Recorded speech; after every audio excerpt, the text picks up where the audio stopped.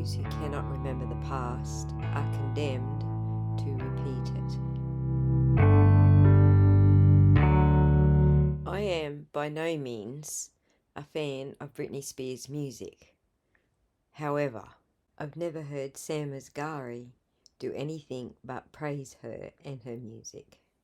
Between you and me, how much Pepsi do you think you drink on an average day? I really do like Pepsi. Really? What's your favorite kind? I really do. My favorite kind of Pepsi? Pepsi's Pepsi. It's Britney, bitch. I know you commented for a piece in the New York Times about TMZ, but I actually wanted to ask you, as an attorney, if it's almost required at this point that you have some sort of relationship with a website like TMZ? Yes, I mean, you have to, I think, have some relationships in the media to make sure that your side is getting out there, or at least that the other side is not the only side. Or my question was about also about TMZ specifically. Yeah. I mean, is it because that isn't a website that covers celebrities in trouble, built on the Gibson scandal, so that's how they make their money. Do you have to sort of get there first? Yes. Sometimes. Well, it shows you what happens when you throw enough money around. Is that right? Okay. Yes, well, no, I mean, I know they don't pay for stories, they just pay for photographs. Britney Spears, no BS.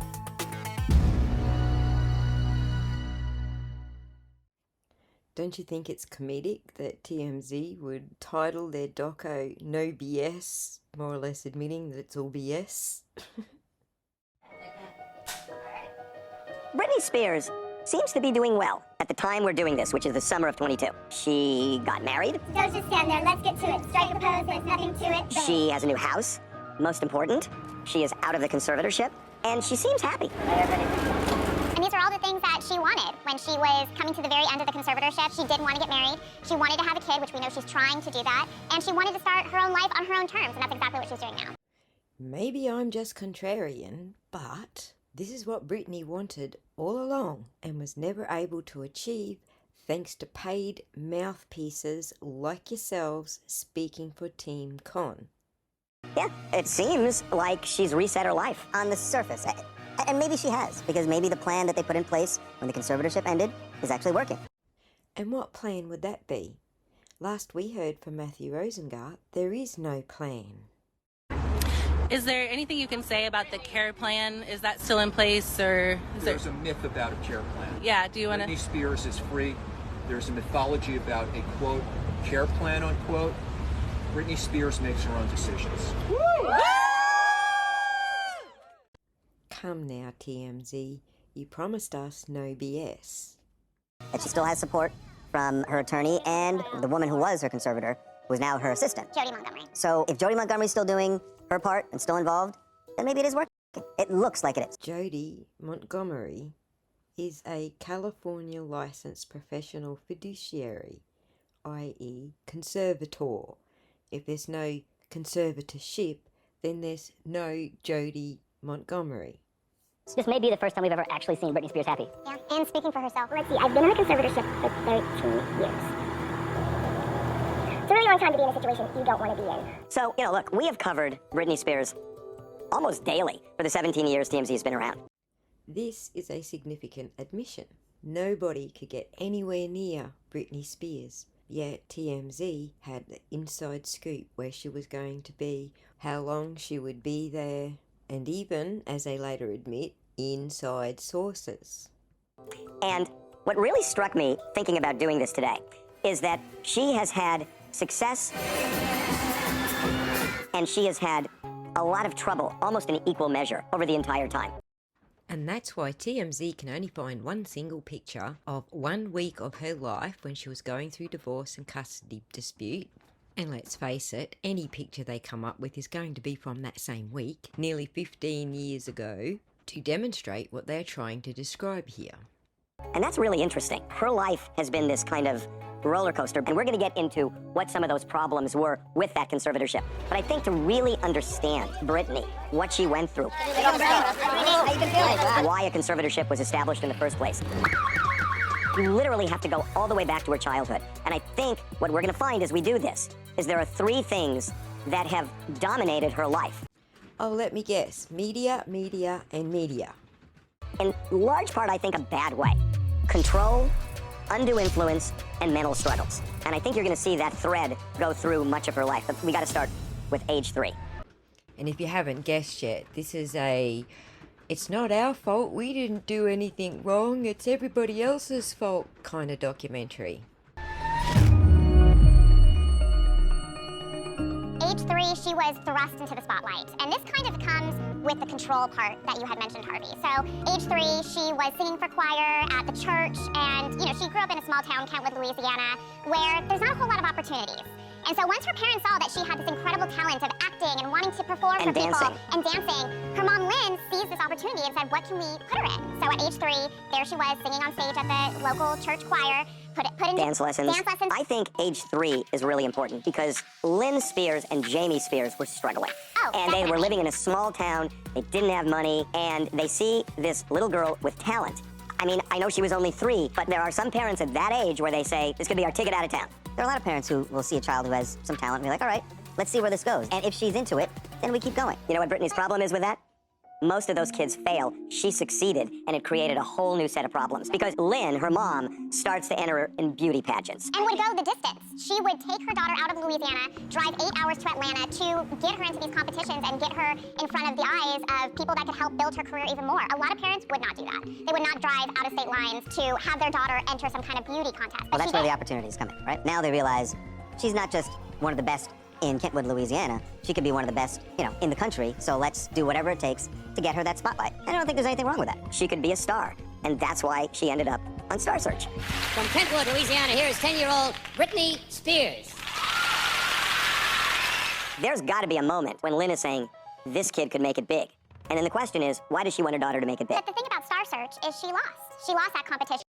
Which kind of proves that they weren't looking for stars, because she went on to dominate the stage after losing this competition. And, was televised. People at home are seeing this little girl on TV for the first time. And from there, that's kind of what led her to the Mickey Mouse Club. Well, the Mickey Mouse Club is interesting because Lynn lied. She lied about her age. I think that's so telling, though. Like, a kid's not going to think of this little ruse of, like, I'm going to get my kid through that door by any means necessary. That's not little Britney's idea. That's Lynn thinking like a show parent. I have to laugh when I hear people call me stage mom because right now I can see one of my students that I taught. He's now an English professor in a small community college. I'm a teacher at heart. The stage mom was not my choice. And I never was. Britney was 8, and I think the minimum age was 9, and so she lied about it. So Lynn is the OG Kris Jenner. At a point, Britney didn't have a childhood. This is all stuff TMZ knew before they started following her around and giving her negative press. We should say that this was Lynn. Jamie, her dad, was MIA most of the time. First of all, he had a terrible alcohol problem. His business was failing and at one point filed for bankruptcy pretty early in Britney's childhood. So this was Lynn being the stage mom and pushing and pushing and pushing. It actually could be seen also by her spending so much time in New York, pushing Britney into commercials and Broadway shows. But that's really important to say. They went from Louisiana to New York. All the time. Yeah, over and over. And is she pushing Britney towards that? What's the biggest misconception about you? I'm a stage mom. Pulling the strings, the puppeteer. The misconception is the one that I have pushed and pulled and... Or is she also kind of running away from the situation in Kentwood? Yeah. I mean, it's true. So Britney is she's doing plays, she's doing commercials. She's been on Star Search, and she's a kid. So she is just a workhorse at that point, right? And it's funny because she does. I mean, you're right. She looks like she enjoys it. Right. Especially when she got to Mickey Mouse Club. Now she's surrounded by a bunch of other kids who are her age and all have the same goals. And cute Justin Timberlake, who she had a crush on way back then. So she gets some measure of success and stardom, right? And this is all at the hands of Lynn. This is another clue that Team Con is behind this doco. Because at the time that they were making it, Lynn had put several motions to the court, pretending like she'd done a 360 and she was not in favour of the conservatorship ever, thus making herself a nemesis of Team Con. Britney may be enjoying it, and she probably doesn't understand that there is a childhood that she's not experiencing. And that's going to come home to roost later in her life. Remember, up to this point, they're just talking about Britney's life before she became a big star. She has actually led a pretty normal life for a young person in the dance and performance industry. She does try to have a little bit of normalcy because after the Mickey Mouse Club ended after 2 seasons, she did go back to Kentwood, wanted to be in high school, wanted to be on the basketball team, wanted to be a normal girl. Do you even realise that you just totally contradicted your previous argument that she missed out on her childhood? Had a normal boyfriend. A normal boyfriend named Reg Jones. Poor Reg, man. And they were not down with Reg Jones because he's an ordinary guy and they wanted to turn her into a star. And he was keeping her there, and they didn't want her to stay there. Right, he's the anchor. Reg Jones was going to be the anchor that kept her in Kentwood, and that's the last thing they wanted for her, and maybe at this point for themselves, well, certainly Lynn.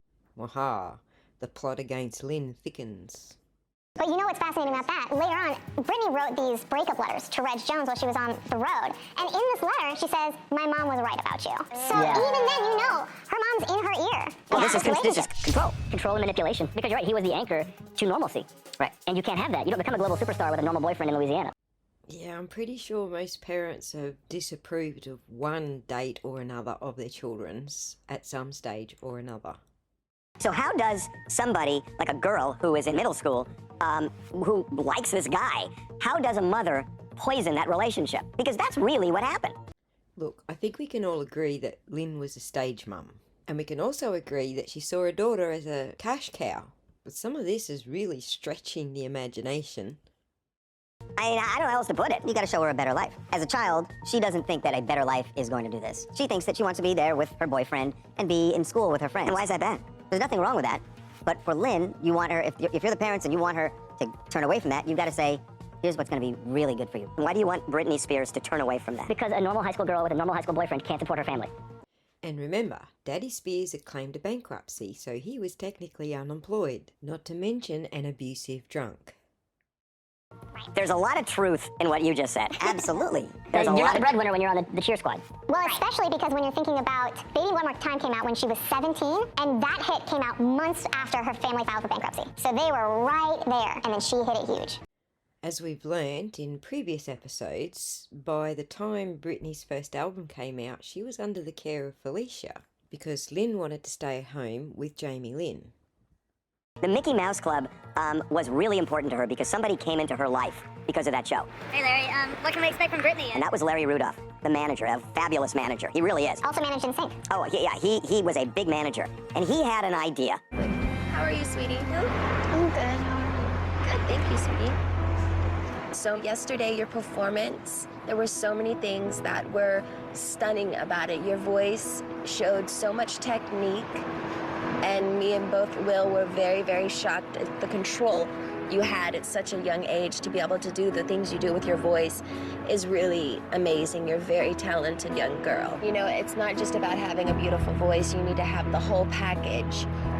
You need to have the charisma. You have to bring everything to the table, and it only gets harder from here. I feel like there's going to be a lot of nerves. There's going to be a lot of pressure on you. I don't know if you're going to be able to handle this. Okay, you asked and you shall receive. Another story I have from my days on the X Factor is one of Britney Spears' managers trying to manage me. I think that would be really exciting, but you gotta know how they did it. I think this was before the end of the show, so before like the final results came in. And Britney Spears' managers at the time, one of them, his name is Larry Rudolph, infamous manager, brought my parents into a room and said that he wanted to manage me, and that the one condition of this management would be that my parents would have to basically give me to him, give him full control over what I do, what I wear, everything, where I live, everything you'd think would happen with, you know, Britney Spears' manager wanting to manage another young girl. And my parents, being the loving and supportive people they are, didn't make this decision for me. They gave me the option and they said, look, like, this just happened, like, this crazy thing just happened, like, we know what we think you should do, but we wanted to give you the option. And I said no, because I was seeing firsthand the results of that from being able to spend time with Britney during the show, and I felt like for my well-being as a human, this wouldn't have been the right call, and they ended up parting ways. So yeah, that's some tea. Weird how a 13-year-old child recognised what was being done to Britney was not right, and yet all the adults around couldn't see it. And it had to do with leaving the United States. And that's where Sweden comes in. Yeah, and so at that point, all these huge hits were being made in Sweden by Max Martin. Max Martin, the producer. Max Martin, huge producer, did all these songs back in the 90s that became smash hits. She flew out to Sweden, did this song, and I don't think anyone knew how big of a hit it was really going to be. But Baby One More Time, not just the single, but the album, broke so many records. Smashed records. It shocked everybody. It's still the best-selling debut album ever. It's certified 14 times platinum just in the U.S. So that would make it a Star Search failed then, wouldn't it? Wow. I mean, it's that level of success before you can even vote. I mean, that's insane. I just remember being a teen girl at that age, and there was really no young girls to look up to. Maybe like Leanne Rimes, kind of, but she was country. You had all these boy bands, you come off the heels of Spice Girls, all these groups. But when Britney came out, this young, pretty relatable girl next door with this like fun song that was all about being in school, it was so attractive for everyone. Hold on, can I beg to differ? Girl Next Door? Yeah. That music video, there's nothing about that music video that says Girl Next Door, guys. That's what was so enticing about it, is that she was everything you are and everything you wanted to be. Well, there was a forbidden element to that. Remember, this was Larry Rudolph's creation. Because if you look at like the Spice Girls and the Backstreet Boys and NSYNC, and they were mostly designed to appeal to young girls, and so is Britney. But also, older guys saw this, 17, 18-year-old girl in her school outfit, and with it tied and showing her midriff. It was, look, when she first came out with that song, it was controversial with parents. Parents did not like her. They thought she was a little too sexy. They wanted more of a figure that was a little bit more conservative, and she always seemed to struggle with that in her career. And then you add on the Rolling Stone cover, right, with the Teletubby. Right, with her in a bra and panties on the cover with a Teletubby. You're like, what am I looking at here? This is a child. This is an underage child who they're sexualizing on the cover of Rolling Stone. But that's part of the brilliance compared, like I said, to the other acts, is she was controversial. Whether she meant to be or wanted to be or not, she was controversial. The other groups that time were these squeaky clean, like clean-cut, perfect little groups that didn't create that kind of, those headlines. And she did, and that's why she became so much bigger than the rest of them. Watch how they switched the blame from Larry Rudolph to Lynn Spears. Yeah, and there were even these rumors, and I don't know to this day whether they were true, that Lynn had her get breast implants, and there were more rumors that Britney got them removed. We gotta get Britney here for 1 second. And she became, as you said, just this incredible superstar overnight. And nobody really gave her the tools to deal with that. The tools to deal with what? Breast implants? Rumors? Or the image that Larry Rudolph was giving her?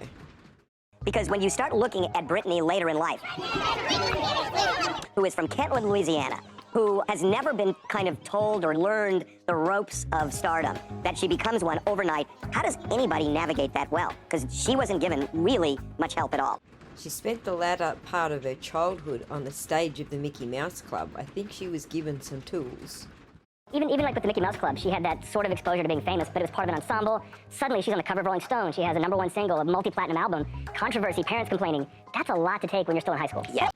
I'm sure it was a lot to take for all of the kids on the stage of the Mickey Mouse Club at that time. Also, you make a great point in that there was this momentum of like, she always was kind of in the spotlight, and so it makes sense that later on, that was her personality. That was her whole, and then she went looking for something more, something deeper, because all that was there was the fandom and the lights. See, now you're just blowing smoke up your own ass.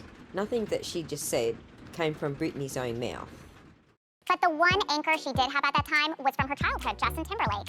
And here she is. Well, it happened because she went on tour with NSYNC. Exactly. And she was the opening NSYNC. act. And the reason why was because of Larry Rudolph. He managed NSYNC. And it worked out perfectly. There's a lot of things that I would call it, but working out perfectly is not one of them. And so here she has Justin Timberlake, and this is somebody that she feels knows her for her, not for the person that she is now known as. And they were both kind of in the same boat. Yeah. They were both in the Mickey Mouse Club, they were both singers, they were both Because successful. there are probably so few people on Earth who could relate to that experience. And this is somebody, you know what I'm talking about. Like, we understand what this life is like. Because nobody else is going to be able to relate. And so this was a dream for Lynn Spears, right? That now she's replaced Reg Jones with Justin Timberlake. You got the right anchor now. Yeah! Oh, I see. It was perfect for Lynn Spears, but not perfect for Larry Rudolph. Justin wasn't just like an anchor, he was a rocket ship, because the one thing people love more than celebrities is celebrities who date each other. Yeah. And that made them this power couple in the teen pop set. And that just took it to a whole other level, because now you cared about their personal life. Yes, and that's the void that TMZ fills, right? And the personal life was a lie. that, you know, again, this is, you know, the parents and everybody kind of controlling her, and again, it goes to control and influence, but they're virgins. We have to put that narrative out there. They weren't, but that narrative is out there. So Britney, you're gonna be a virgin for the purpose of talking to the public, and you're gonna have to lie about this. And Justin, you too, because you're on this train. Maybe, just maybe, it was none of the public's business what they were doing in the privacy of their own bedrooms. And, you know, it's like when you say to a kid, okay, you've got to lie to everybody about your life. That's tough. Yeah. And it's really tough. But when did she have a childhood? When did Britney Spears have a childhood where she developed as a child? Because as a child, you learn things, you develop. She was so controlled. What did she learn other than do this, do this, do this, don't do that? I don't know what planet you live on, but do this, do that, and don't do this and do that. That's actually childhood, mate. Theory that, like, for celebrities, you stop aging when you become famous.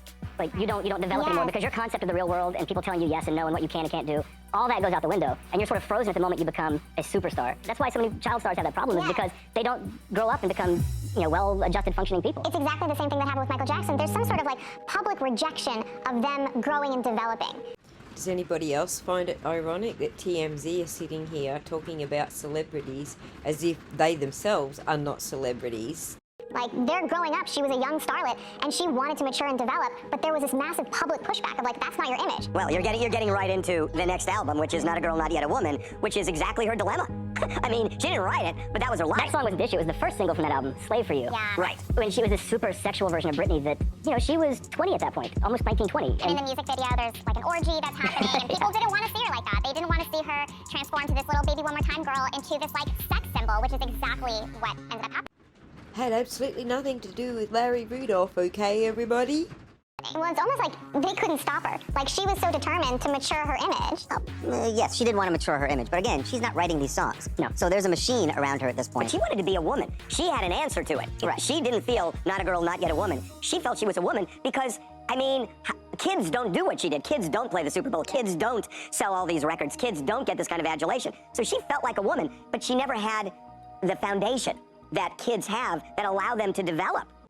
Listen, Larry, if you're going to claim that Britney missed out on her childhood and this somehow impacted her later on, then you must also be claiming that the entire cast of the Mickey Mouse Club had the same issues. And I feel really bad for her on that level, because those underpinnings really catch up with you later in life, and she didn't have the underpinnings. With Slave for You, somebody else entered her life, and this upended everything. Wade Robeson, her main choreographer, who was brilliant, did all the choreography for some of her biggest hits, but she started getting a little close with him. And it's kind of strange because he also did a lot of choreography for NSYNC, and everyone knew everyone, but her and Wade got so close, and her and Wade started allegedly having a relationship when she was still dating. What's most interesting about this part is the way everybody talks about Britney having an alleged affair behind Justin Timberlake's back versus Kevin Federline having an affair behind Shah's back when she's pregnant and due to have another one. Justin believes it. I know we have to say allegedly. Well, Justin really believes it. Clearly believed it. Right. I mean, it's pretty clear. And Justin broke up with her. And Justin Timberlake certainly believed that they were having an affair, and he broke up with her and then went in on her. This really tore Britney apart. So again, think about, she is just, you know, do this, do this, do this, and all of a sudden she looks back on her life and she's more a commodity than a person. Wow, you gotta love them taking zero responsibility for turning her into a commodity, because they were getting paid millions of dollars per photo as well. And you have to also remember, at that time, you know, she was incredibly famous. Like I was saying, this was that relationship, that moment, is when the public, who weren't into teen pop singers, suddenly got interested in the personal drama, and she became a tabloid star. And it's a And the whole separate thing. narrative was built around, first it was Justin Timberlake's claws out, no ifs, ands, or buts about that music video, and then she does this interview with Diane Sawyer, who just berates her. This young girl. So you're right. I mean, this became... People who didn't care about her music were suddenly very interested in Britney Spears. Absolutely. And then suddenly, she's cast into that role. And, you know, again, how does anybody get through that with that kind of life? Seems to me a lot of celebs have that kind of life and they get through it. Some don't, but most of them do. Why is Britney so different? Well, she's looking to replace that void. She's looking for someone to care for her. She starts going on all these dates, Colin Farrell, Fred Durst. Which is really interesting because she's looking for older guys. Colin and Fred were both substantially older than her. And it's almost like, I mean, I don't want to say that they were parents, surrogate parents. A father figure. but they were kind of a father figure, and she didn't have that. Jamie was gone. Well, that was very nice of you. He was just gone. Not he was a loser, alcoholic, bankrupt abuser. The mother was a stage mom. She worked the whole time. She didn't have a childhood, and you could understand why you would look for somebody who's almost like a surrogate parent. A psychiatrist, you are not, Levin. Don't give up your day job, mate. Right? Well, you said that without ever using the phrase daddy issues. I know. Well, but that's the phrase that a lot of people would use when you see her go on this run of dating lots of different people in Hollywood. And this is when she discovered alcohol and drugs. I'm starting to think none of these journos have any kids. Late teens, early 20s is when most kids find alcohol and recreational drugs. There's nothing special or different about Britney in that regard. All right, let's go.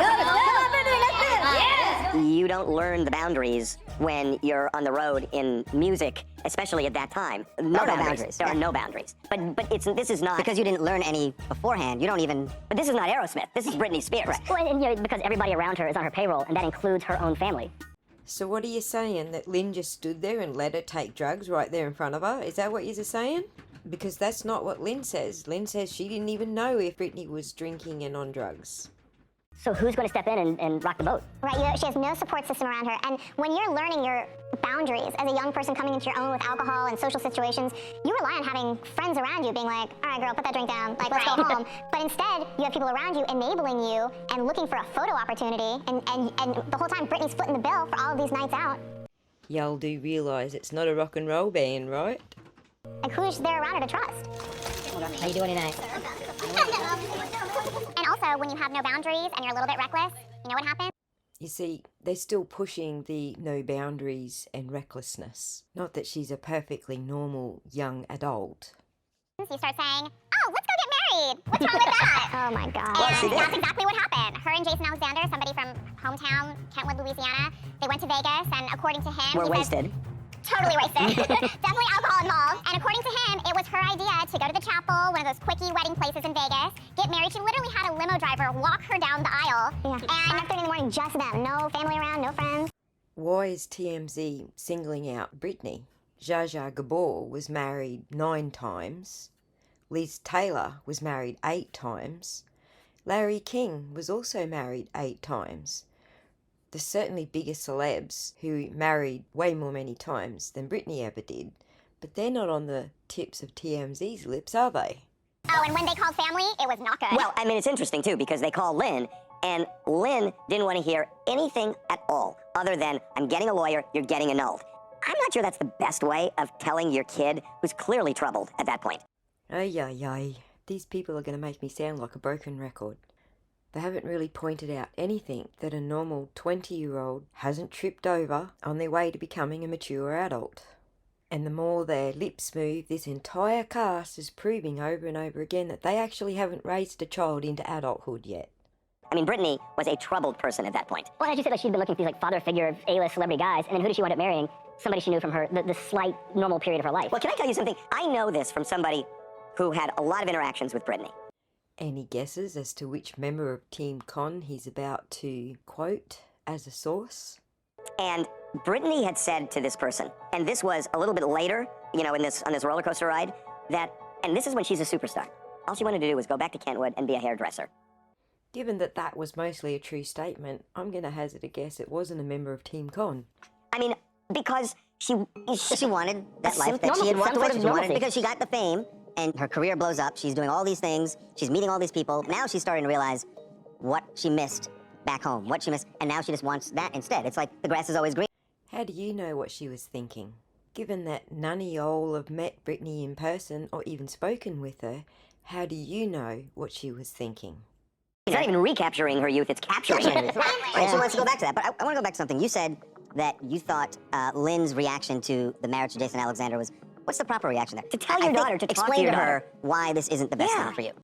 Well, I can speak from experience here. No matter how much you as a parent approve or disapprove of what it is that your child, now young adult, is doing, they are still a young adult. They're still going to do it.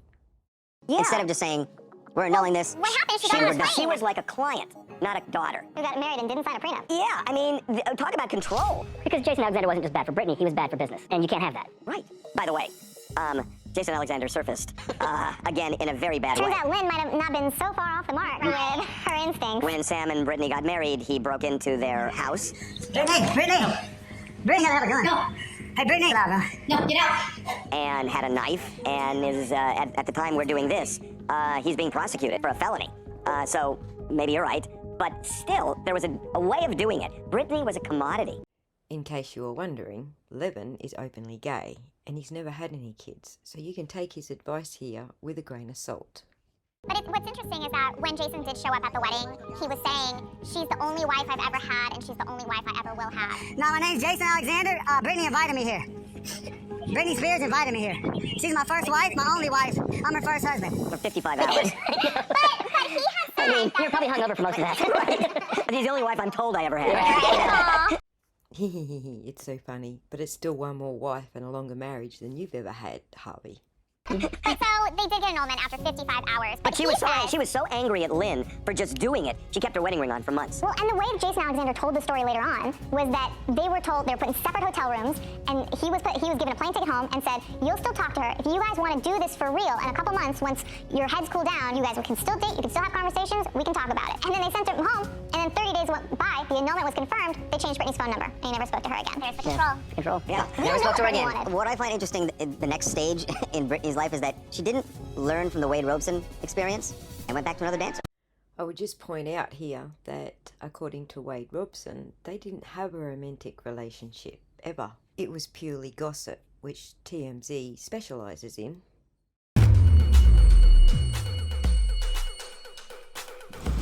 What's going on, K-Fed? And this one sticks. I would distinguish Wade Robson from Kevin Federline at that time. Kevin Federline was wild. I mean, wild. So she meets Kevin Federline, this hot backup dancer, at a nightclub. They start dating, having this whirlwind romance. What? No mention of his infidelities? What about his drug use, his partying? No mention of any of that? And then, shortly after they met, she proposes to him on an airplane. It just shows you how much she wanted to be with somebody, have something to her own, and was just so desperate to have that consistency in her life. And he said no, and they did not get married until he proposed to her. Right. So even that wasn't her. Weird. Yeah. Oh, I see. So non-traditional relationships are weird, are they, Harvey? So, you know, they are partying like crazy. They hook up together. So what you're saying here is that K-Fed was the party person, came into her life, introduced her to all of this stuff, and somehow she took the blame for it all. And that is a big chapter in her life that really, the thread of it continues to this day. You know, and look, I want to say this about K-Fed. From all accounts, he has been a great parent to their two kids. And he has been responsible and, you know, he has righted the ship. Well, actually, last I heard, they want nothing to do with their mother. And in my book, parental alienation is a fail. You know, when Britney was going through a very dark time, for a long time. But at that time, I mean, when you look at this, he immediately starts a singing career, buys a $250,000 Ferrari. So he's living the life with Britney Spears. That was all the headlines. All of the headlines was kind of, what is she doing with him? K-Fed is crossing into undue influence. Well, K-Fed is influence. He fires Larry Rudolph, who was a control factor in Britney's life, but a good control factor as far as her career. Dude, there is nothing good about making a sex object out of a 15-year-old. And now, he says, we don't need Larry around. I'm here. He fired somebody else. Publicist? Lynn. Oh. He fired Lynn. Right. That K-Fed was in charge. This is the influence, that she is just looking for somebody. And she fires Larry, she fires her mom. K-Fed is running the show. What could go wrong? Oh. What could possibly go wrong? Yes, what a good question. What could possibly go wrong? Maybe, since K-Fed came into the picture, you all lost millions of dollars worth of pictures because you had no access to Britney anymore. So they get married, and she has a baby really fast. And she apparently suffers from postpartum. And nobody knows. And nobody knew about that back then. Yeah, she said later on that she had no idea, but it was perinatal, which means depression. Actually, you bunch of dipsticks, it's a hormonal imbalance. That's physical, not mental. So clearly, it's still a zeitgeist to you guys. before and after the birth, but she didn't know it. We didn't talk about it then. It was a suffer in silence. Yeah, put it away. No one needs to know. And now it's such a part of the cultural zeitgeist, I can't even imagine. For a lot of women, even if society wasn't talking about it, you were like, well, I could at least talk to my mom about it. But she had just fired her mother. Like, that relationship was on the rocks. And you fire your mother as a manager. Yeah. Like, I will say, with Kris Jenner, if Kim Kardashian fired Kris Jenner, Kris would still be Kim's mother. Yes. But with Lynn, I mean, she was the stage mom since she was 3. She was so never a mother. what's left once you fire your manager? In fairness to Lynn, though, you gotta remember, K-Fed is really calling the shots. So we don't know, maybe Lynn wanted to still be her mother after she was fired as manager. But when was she your mother? Still be her mother, even though she didn't act as one when she was younger. But she could have certainly helped right the ship at that point as a mother, not as a manager. The only ship Lynn was interested in was her own. And what she did with those grandbabies after that only goes to prove that her ship was always self-serving. Well, and things seemed okay because Lynn was at the wedding for K-Fed and Britney, but it was after the wedding that things started to turn. And then when she had her first child, Sean Preston, that's when you started seeing these articles trickle out about her being a bad parent. So Sean Preston is her first child, right? I remember the day. I remember this so well at TMZ.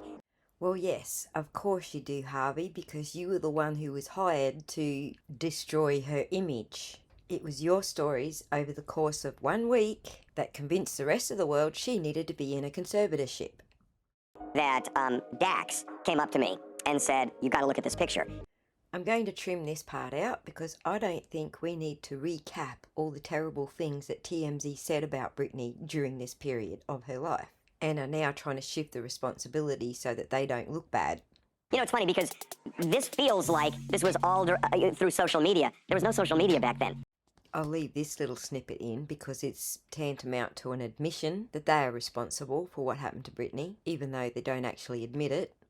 It was just You didn't need everybody was social with media it. Friendster and MySpace. There's not what we see now. But you didn't need it spread that way because there were so many, and that goes to the point of how many paparazzi were following her. And the reason why there were so many is because they could make so much money off of one photo. Are you excited for your album release, Britney?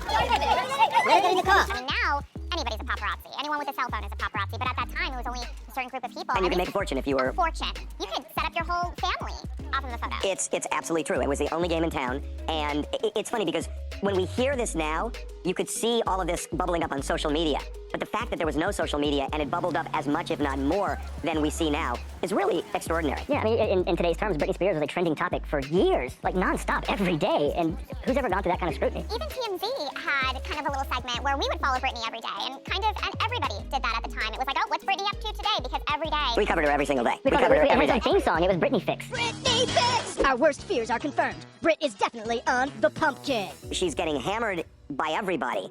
And she starts telling Matt Lauer her marriage is great. Because I love him and that's all that matters. So if there's a headline to come out of the marriage portion of this interview, it is that you're happy and there is no end in sight to this marriage. Yeah. Everything's good. Because there was all these rumors that it wasn't good. Yeah. And she was trying to put an end to that. But then... Well, and then she's also crying and talking about the paparazzi. You have to realize that we're people. And that we just need privacy and we need our respect. And those are things that you have to have as a human. What's really interesting about this is there was kind of a symbiotic relationship between these paparazzi agencies and Britney. The only symbiosis was you causing her downfall. You just completely ignored every word she just said about needing privacy. Come on, Obama. That she was using them the way they were using her. That they would do setup shots around town. I remember one of these agencies had some kind of a deal where they would actually shoot in her backyard from another house. So she's basically telling the paparazzi to leave her alone for a bit because she needs her privacy. Meanwhile, her management is making deals to film her in the privacy of her own home. And who was in charge of her management right at that point in time? Oh yes, that was K-Fed. And don't forget what we uncovered with the court papers. By the time Britney was actually in the conservatorship, K-Fed, Lou Taylor and her parents had been working together on getting her into that conservatorship for several months. Of course, TMZ won't tell you what was in the court papers because they were in on it. But there was this kind of back and forth going on between the two. But on the Dateline interview, she sobbed about the paparazzi not letting her have a life. It's okay. I would like for them to leave me alone. It was back kind of to her old image, because here you have this heavily pregnant, sobbing Britney saying everyone's entitled to their privacy, which is true and so valid, and all of these rumors, and none of it's true, and I love Kevin, and we're gonna have a great life together. And then, then she has a baby. 2 months after she has her second child, Jaden, she files for divorce. She texts him to tell him that she's breaking up with him, basically, and divorcing him. Well, that's now normal. Yeah, but it wasn't back then. It wasn't back then. She was a trendsetter. I'll tell you what's not normal. What's not normal is that your whole family and your husband are all conspiring to put you in a conservatorship. That's not normal. So she is having a lot of problems, a lot of struggles. There are, still alcohol, substance abuse, postpartum. Here's the weird thing. There is no evidence of any substance abuse whatsoever. There's only evidence of rehab being used to control her. That's all there is. So at this point, you can guarantee TMZ is just spouting BS. And Kevin Federline then won sole custody. In fact, they both wanted sole custody. This was really bitter, but Kevin was really determined to get sole custody of these two kids. And this became a war. Because now he is in court calling out all of the mistakes that some of them we have seen, and calling out all the mistakes of Britney as a mother, and really just, putting her on blast on a very public stage, and that can't help with her mental health at that point. As a mother who has had to fight for custody, I'm here to tell you it has nothing to do with mental health. You can be the most mentally healthy person on the planet and you will still find going through a custody battle stressful, let alone having to do it all with a-holes like you jumping on the bandwagon. And if Britney were the average Jane in Kentwood, Louisiana, and she had a really bad and messy divorce like this, and they were both going for sole custody, she'd probably lay low. Yeah. This was exactly the opposite. So let me get this straight. If you're a mum and you're going through a custody dispute, you can't have any fun, you just have to put your life on hold.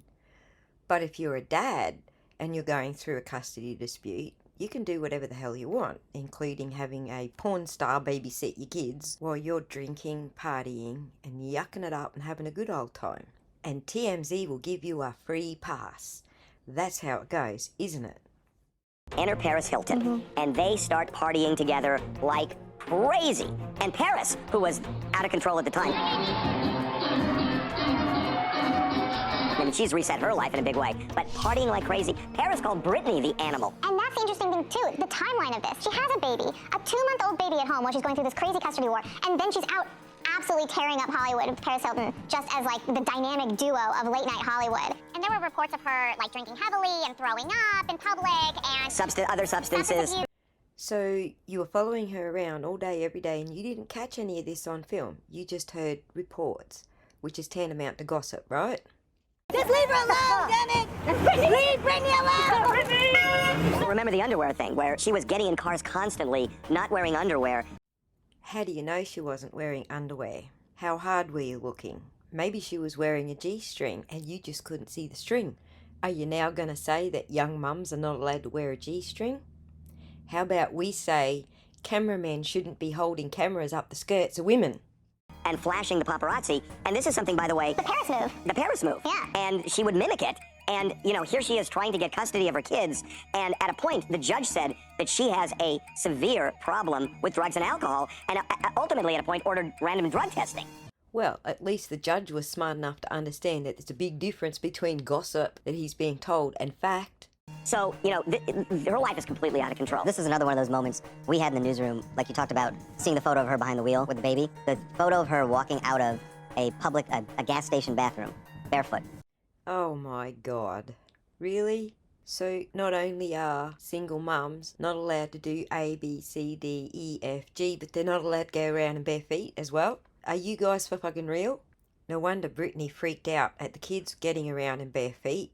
Not only did you shame her for doing it herself, but when she freaked out at her kids for doing it, that was also used against her.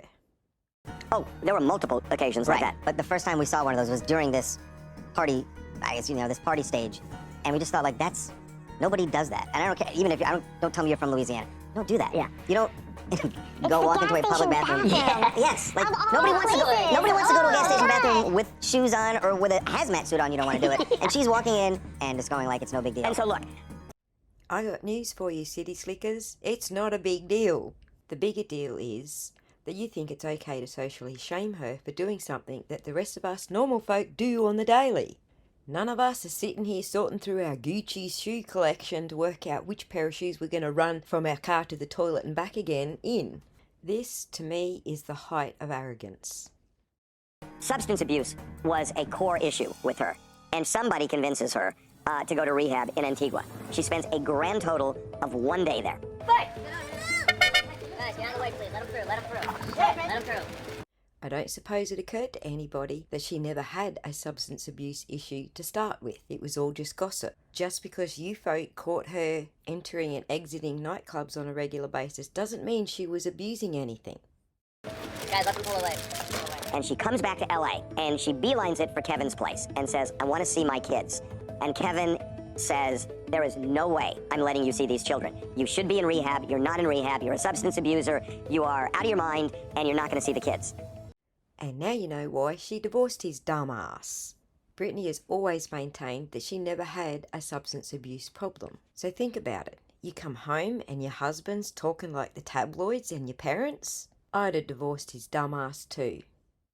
And then she gets in a car and she goes to the hair salon. Chris, what happened to the hair? We can skip this bit as well because, as you know, it's a bit like wearing bare feet. It's no big deal. Sinead O'Connor has a bald head, so do many other artists. It is no sign of sanity or insanity. It's simply a fashion thing. So everything is chaotic. This is when the judge orders her to undergo random drug testing, even to see her kids. Right, to see even her to see her I think kids. the timeline is really important though here because all of this happened in this incredibly condensed amount of time. Day one, she goes to rehab in Antigua. The next day, she checks herself out, goes straight to K-Fed's house, doesn't get to see the kids, shaves her head. Then a couple days later, she's back in Passages Malibu rehab, another failed attempt, then the umbrella incident, and then a couple days later, she finally gets into a rehab where she stays the month. Well, first of all, if you're going to use her kids against her, of course she's going to stay longer, whether she's got a substance abuse problem or not. Secondly, I'd like to see the results of her drug test because I wouldn't mind betting that she came up pretty much clean the whole time. But it happens in like a week. All of these And the trigger both times was not being able to see your children. Yeah. It's interesting because Britney's solace seems to be driving. Getting off? Yeah, I was gonna go there, but you guys are parked right there. Oh. She likes to drive, and I really understand this because Driving is freedom. You're in control. You've got freedom and you're in control. She had no control. And driving was kind of her salvation, and she loved to do it. She wasn't a particularly good driver. No. And now we're going to go into another monologue about how she's a bad driver, and that is somehow some sort of reflection on her mental capability. However, I would argue a lot of women are bad drivers. It's not just Britney. When you have to set kids down and pick them up again every day for school, you will see it has nothing to do with mental illness. But just take notes because TMZ thinks not only are you mentally unwell if you don't drive to a particular standard, but that you are also putting your children in danger. I will never forget this moment. I remember somebody in our office when we were on Sunset Boulevard, they said, look out the window onto Sunset. And we all ran over to the window and could not believe what we were seeing. A string of, it's Britney crossing, she's driving up the hills, north of Sunset, and there are a string of 10, 12, I think more, paparazzi vehicles following her, and she's already gone through the light. The light has changed. They're all running the light to go after her. And Britney's the bad driver? We're just going to fast forward to the next social judgment that TMZ thinks spells out mental illness. Again, I'm not proud of this because it just looking back, there were warning signs before, and Absolutely. we probably should have seen those, but that was the moment where we said, this is really serious. And it was. And it was really serious on so many levels, not the least of which was she was having a mental breakdown. Well, you ought not to be proud of yourself because you are still sitting here saying that all these human things that Britney is were the telltale signs of mental illness, not your assholeness or the depths of depravity that you and your mates would go to make her look crazy. And it was terrible. It was absolutely terrible.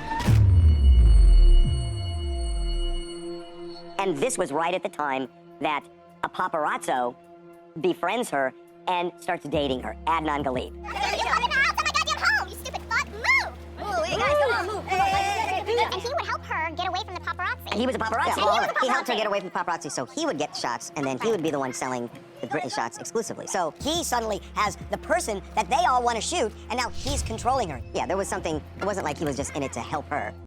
Oh, you see the jealousy come out now? The one paparazzi who realised that what they were doing was wrong, that they needed to respect her as a human being. Yeah, nah, he wasn't doing it for the right reasons. But you know, TMZ, who think bald heads and bare feet's like totally insane, yeah, they're doing it for the right reasons. Wink, wink. He was in it to make money out of it So he was controlling her, it was a bad influence on her, and in the middle of it, she's having these severe mental struggles. It's the trifecta that is just a disaster for her. So Adnan goes away, and then What you guys? she got a life coach, Sam Lutfi. Literally takes control of her life. Manager, life coach, BFF. Shuts out everybody else. And Britney is pretty much at her house with Sam all the time. And he was bragging at a point that nobody could come through the gates without his permission. More jealousy. Like, how dumb do you have to be to not realise that people who were kind to her and respected her were getting close to her, and those who were just treating her like shit and grabbing this passing photo of her running away from them were getting nothing, and that nothing was worth millions of dollars.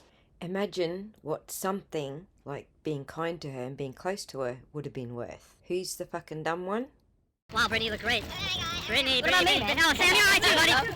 So he's controlling. Towards the end of their relationship, there were rumors that he was living there with her full time. He was there all the time. And during this period when she's isolated in the house with Sam, that's now when Lynn starts accusing him of drugging her. Of crushing pills up. Right. And She putting thinks it in that her he food. is putting drugs in her food, in her drink, and isolating her in the house. And she's now, as a mother, not as a manager, very concerned about what's happening. Uh-huh. And in her book, she said it was a dream come true that she could take over the drugging of her daughter and take a paycheck while she was at it. With her daughter. As was Jamie. Yeah, that's when Jamie came in, and Jamie and Lynn, at that point, were almost a united front. And I remember having a conversation with Jamie. A one-on-one conversation with the king of Team Con. And that is no BS. And it was around that time, and he said to me, I will never forget this, he said, I gotta tell you, he said, I wake up in the morning, and if the phone rings, I have this enormous fear that it's the coroner. Oh my gosh. And I remember that conversation. And, you know, this all came to a head when Britney had the kids one day and was supposed to return them at 7 o'clock at night, and she didn't. Police were called, and they were told, you've got to surrender these kids. Well, she locked herself in a room. She locked herself in the bathroom with Jaden, and it was there for 3 hours. There were helicopters flying around. Yes, we remember. K-Fed called the cops while her mother was trying to trick her, and her father was threatening everybody to make them all stay away, and her brother was rubbing his hands together, imagining how much of her wealth he could get those hands on. The stage was set. Look back at 3 years old, and you can see this trajectory. And when you say, how on earth did you get here? One of the things we're talking about is how that arc happened. And the arc makes this not totally surprising from this, right? I mean, you see this woman who was never a child, whose parents never really treated them as their child, and you see all of this trouble, and she ends up on a gurney. Yeah, and now she's supposed to be a parent to 2 young children. Right. When she has no idea, she hasn't had a childhood herself, and She's hasn't never had seen a role anybody model parent of... somebody. But it seems like that is clearly the trigger, because her whole life she is looking for genuine affection, because it doesn't seem like she was getting it from anybody. And then the one person you should get that from is your child. And then she couldn't even see them. Right. Because both of her other incidents were triggered by not being allowed to see her children. So at that point, you feel like probably you have nothing. Oh yeah, you guys got this all nutted out from start to end, haven't you? And you played no role at all in bringing it all to a head. Well, she gets out of Cedars, and things don't get better. I mean, she's got some deep-seated issues that are unresolved, and there is a second 5150 psychiatric hold, but this one was not like the hostage situation. This one was more planned. 2 5150s in the same month. A couple weeks later, but this one was more planned. This was more methodical. The psychologist that was close with Britney thought that she was a danger to herself or others. Any psychologist who is told, well, she goes out quite often with her girlfriends, she occasionally has a drink and gets drunk. She's going through a custody dispute quite publicly and not really coping with that. And she wears bare feet, she's not a very good driver, and she shaved her head. Is not going to come to the conclusion that she's a danger to herself and everyone around her. That psychologist who says she is a danger needs their license revoked. That psychologist who doesn't look at her drug test results, never reads a report from her rehab centres, and never does any testing themselves, yeah, that psychologist or psychiatrist needs to be fired and removed from humans altogether, or given a job as paparazzi for TMZ. So they made the arrangements. Britney sat quietly. It was Larry Rudolph and her parents. Who all worked together saying, this is the end of the line, we need to get her help. And she was pretty submissive about that. Yeah, by the end of it, she was sitting quietly waiting. She knew the ambulance was coming, and she went willingly. So I don't know if she knew at that time that she wanted help, but things couldn't keep going the way they were going. So this psychologist and others evaluated her, and they said that she had a mental illness. It's so hard to listen to these people spout the same BS that Team Con spouts, but I did think it was an interesting exercise to listen to TMZ all these years down the track after Britney's out of the conservatorship spout the same BS that Team Con has always spouted, including that she has dementia, which for those who don't know is the same as Alzheimer's. It's a degenerative disease that means that you lose your memory over time. You lose more and more over time. You don't gain it, you lose it. How are you doing? You doing okay? Back then, it wasn't discussed much. I mean, it is now, but it wasn't then. And so they go to court, and Jamie goes to court and says, we've got to protect her. At the time, the person they were trying to protect her from was Sam Lutfi. They were worried that he was putting her on a path that could end up where she'd be dead. And Jamie, who was an absent parent, a horrible parent as she grew up, stepped in, and for all of the problems with Jamie during the conservatorship, the one thing I will say, having covered this, is at the beginning, he may have saved her life. Well, you just keep telling yourself that because it might just make you feel justified that what you did to her was right. What you're not doing is convincing any of us that your role in her predicament was as minimal as you're making out. By doing this, because At the beginning of the conservatorship. at the beginning, when he established the temporary conservatorship, something needed to be done to protect her. So he tries to pry her away from Sam, gets a restraining order against Sam, and then takes control in 2008. Right, looking back, it's so easy to kind of condense it like, oh, the wild Britney time. But this was February 2006 was the first time DCFS gets called. Because of your wonderful reporting. February 2007 is the shaving of the head in the umbrella incident. I think it's pretty clear that TMZ wants to create a stigma around fairly human responses to stress, and they want you to think that if you have any of these normal responses to stress, that you are mentally ill and deserve to be publicly shamed. February 2008 is when the conservatorship starts. 2 years. So it's a full 2 years of the whole world watching this Britney downward spiral. A full 2 years of you guys criticizing her every move. What are you guys doing tonight? Yeah, give it to the whole guy. Come on. Where's your sweater? We don't want you to get sick, Britt. I'm already very sick. You okay, Brittany? I think the full 2 years is important too for us to understand, like, Britney's public struggle is kind of what moved mental struggles into the public conversation. Oh, you mean making fun of her because she had bare feet? Is that the type of conversation you want to have around mental struggles? Making fun of her shaving her head? You didn't make fun of Sinead O'Connor. Is that the type of conversation you want to have around mental struggles? Driving badly, like most women do. Is that the type of conversation you think we should be having about mental struggles? Tripping in a pothole while carrying the baby. Baby falls out of the high chair. A lot of babies have accidents, you know that? Are these the sort of things you want to associate with mental struggles? Going through divorce, being stressed with the family court system. Are these really conversations that you think are associated with mental struggles? It was really taboo to talk about any kind of mental illnesses at that time. Britney, Amanda Bynes, Kanye, these are the people that made it okay to struggle and okay to have these conversations. Yeah, right. Up to now, we're still fighting for that to not be taboo and to not be trivialized. Mental illness is illness, and Britney, through her struggles, that's something positive that came out of it because we know better now. Really? You just sat there for an hour and made fun of everything that Britney has ever done that made you think she was having mental struggles, which are actually normal things that all of us have all experienced in day-to-day life, and you somehow think you've learned something about mental struggles. Yeah, I don't think so, Tim. Ultimately, we're rooting for. Yeah. Like, as you know, as Jamie said, like, when you see this kind of thing play out with, like, Elvis or Michael Jackson, it ends one way. And everybody thought that was what was going to happen to Britney. That's exactly what they thought that night with the helicopters over the house. It was funny and sort of like a voyeuristic thing, and then it's like, seriously, someone help this girl, because it's not going to end well if they don't. Right. What you're failing to understand is that when you accuse someone of abusing drugs and alcohol, and they're not actually abusing drugs and alcohol, and you start forcing them into treatment when they actually don't need treatment because they don't have a drug or alcohol problem, and you play into all the psychodramas that her family are playing on her, and then you assist that family to steal her wealth, then all you have done is assist to destroy somebody who didn't need help to start with. You can justify it all you like, but Britney is not Elvis or Michael Jackson, and you played a role in systematically destroying her. And so the temporary conservatorship was made permanent not too long after it began. And what we were told is that there were 24 doctors in all who over time had examined Britney. And they all said that she had a serious mental problem.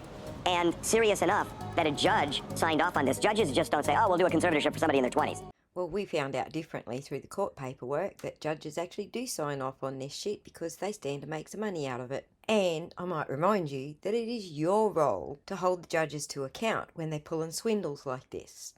They just don't do that. So there were plenty of doctors who came in and said, look, she has severe problems, and that's why the judge signed it and ordered her into this conservatorship. Nobody really questioned that at the time. From everything we had seen, it seemed like the right decision. And that, like you said, Jamie's intentions there were never questioned. And in fact, it was the one time people were like, wow, her parents are really stepping up for her. So nobody was questioning it, going like, oh, this is a bad thing.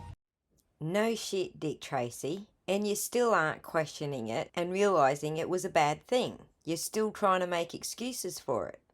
It was... Well, there were good things that came from after the conservatorship was established. Britney actually got 50-50 custody after the conservatorship.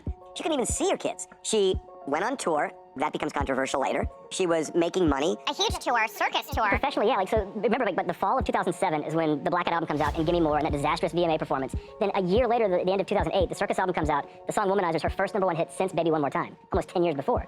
So she hit this, like, popularity career resurgence that between 2008 and 2012, she had 4 #1 hits.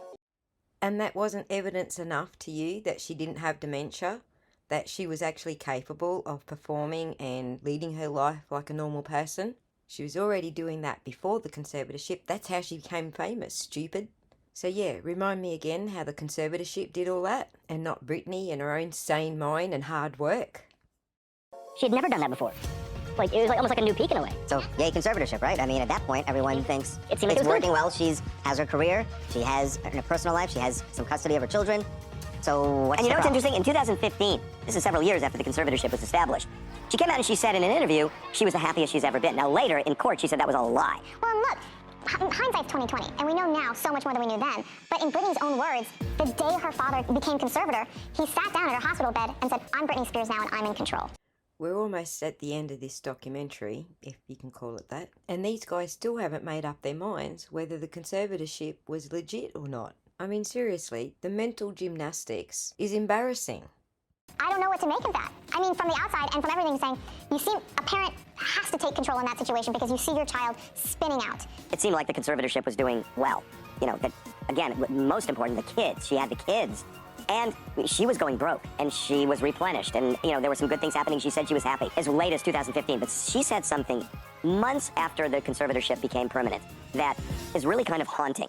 And I don't know why people, us included, didn't pay more attention to this comment. Wow, listen to Britney. Listen to what she has to say. Well, there's a novel idea. Why didn't anybody think of that before? But I think this was really telling. She basically said she is stuck in this place where she just copes.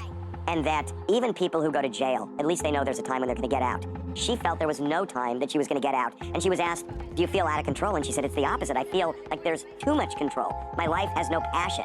My life is like Groundhog's Day. And when you hear that, I don't know why that didn't set off more alarm bells. And that was just months after the conservatorship. And again, people at the time thought, well, this is for her own good because she's having such problems. That's why it didn't set off. Look, you just spent an hour showing us how it was all for her own good. In your own opinion, we'll put aside the fact that you've mislabeled many normal coping mechanisms that humans may have to various stressful situations. What you were trying to show us is that it was justified, weren't you? Public, as the media, as humans, you're like, well, she's alive. And she looked healthier, and like she seemed to be on a good path. Nobody knew that this was going to last as long as it did. You thought, well, eventually she'll get it together and move on. Eric, let me tell you something. I talked to people who were involved in this. And the people in the conservatorship, some of the people said they felt that the conservatorship should last. Not 1 year, not 5 years, not 10 years, but for the rest of her life.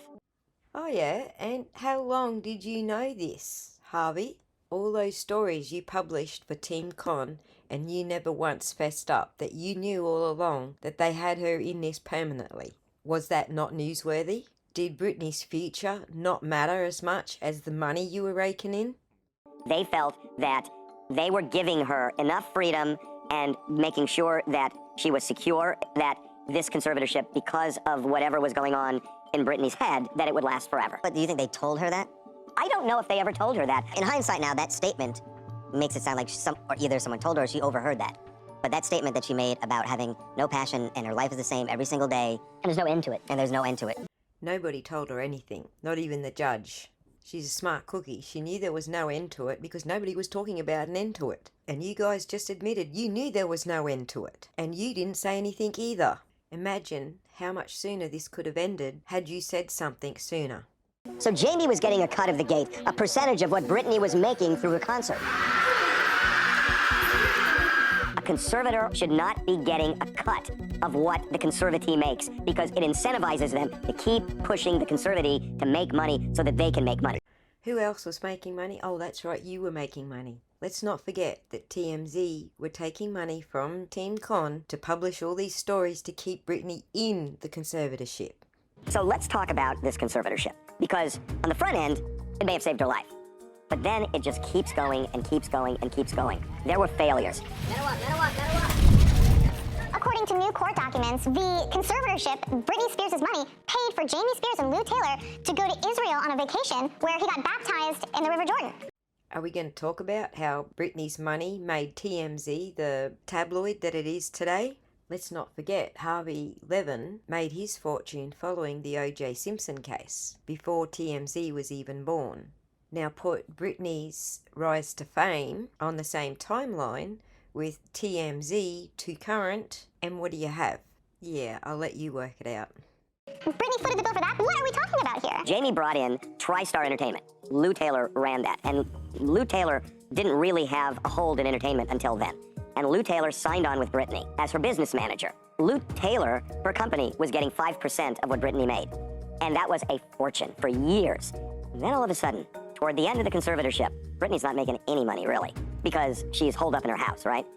This is where Harvey Levin pretends that he has nothing to do with Lou Taylor. He doesn't even know who she is. Never mind the fact that he's just admitted that he had personal contact with Jamie Spears and Lou Taylor's been there from the start.